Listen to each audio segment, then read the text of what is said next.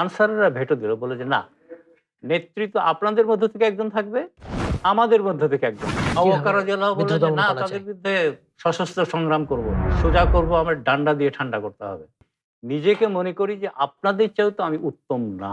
সেটা হচ্ছে রাসূলুল্লাহ সাল্লাল্লাহু আলাইহি ওয়াসাল্লামের মৃত্যুর পরে এই যে খলিফা কিভাবে নির্বাচন হলো, খেলাফত কিভাবে লাভ করলেন আবু বকর রাদিয়াল্লাহু আনহু। এই বিষয়টা খুবই চমৎকার। কারণ রাসূলুল্লাহ সাল্লাল্লাহু আলাইহি ওয়াসাল্লাম কিন্তু বলে যান নাই যে আমার পরে কে নেতৃত্ব দিবে। এখন নেতৃত্ব তো আসলে কে পেতে পারে? সাহাবায়ে কেরাম তখন চিন্তা করলেন যে রাসূলুল্লাহ সাল্লাল্লাহু আলাইহি ওয়াসাল্লাম তো তার অনুপস্থিতিতে অসুস্থতার সময়ে তিনি তো উমরকে নামাজ পড়াবার দায়িত্ব দেয় না। প্রতিদিনের পুষ্টির চাহিদা পূরণে পরিপূর্ণ আস্থায় আরডি ইউএচটি মিল্ক, ভালোবাসার বিশুদ্ধতায়।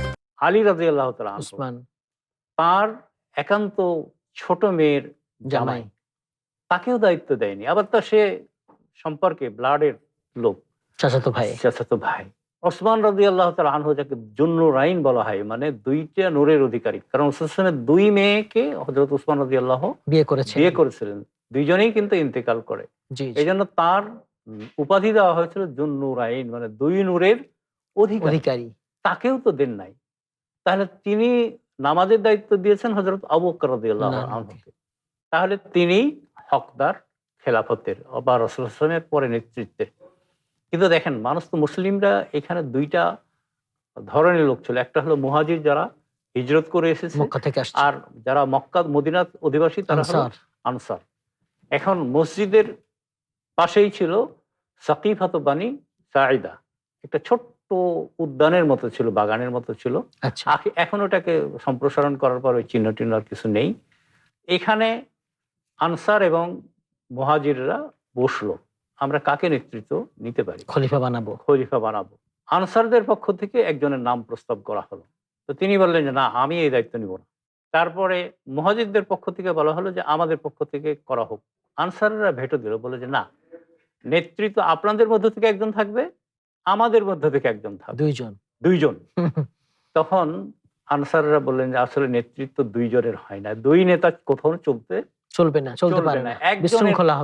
বিশৃঙ্খলা হবে। তখন সবাই দায়িত্ব দিল যে এখানে আমরা আবু বকর রাদিয়াল্লাহু আনহুকেই আমরা করব, কারণ তাকে রাসূল সাল্লাল্লাহু আলাইহি দায়িত্ব দিয়েছিলেন নামাজ পড়ানোর। আরডি নিয়ে এলো আসল ফ্রুট পাল্প দিয়ে তৈরি আরডি ফ্রুট ড্রিঙ্কস, লিচু আর অরেঞ্জের দুটি অসাধারণ ফ্লেভার। এবং রাসূলুল্লাহ সাল্লাল্লাহু আলাইহি ওয়াসাল্লামের অনুপস্থিতিতে যেসব ছোটখাটো বিষয়গুলো, সেগুলো ফয়সালা আবু বকর দিতেন।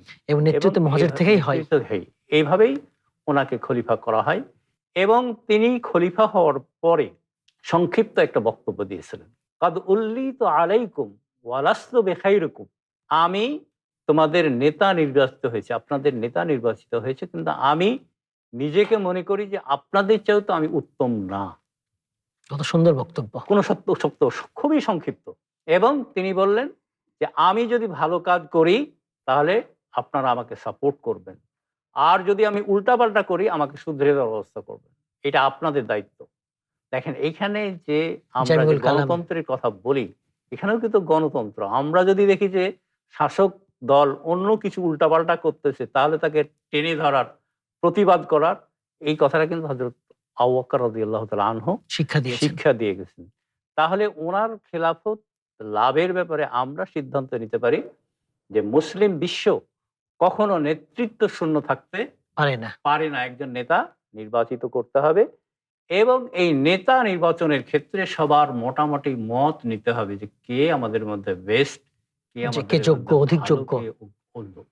আর নেতাকে এটা মনে রাখতে হবে, আর একটা শিক্ষা নিতে পারি যে আমি তাদের প্রতি এমন ভাবে বসেছি যে না, আমার বিরুদ্ধে কেউ কোনো কথা বলতে পারবে না, বরং আমাকে ফ্যাসিস্ট হব না, আমি জনগণের মতামত নিয়ে চলবো। যদি আমি উল্টাপাল্টা করি, জনগণ যদি আমার বিপক্ষে যায়, আমি তাদের সাথে ফেলে আমি শুধরিয়ে নিতে পারবো।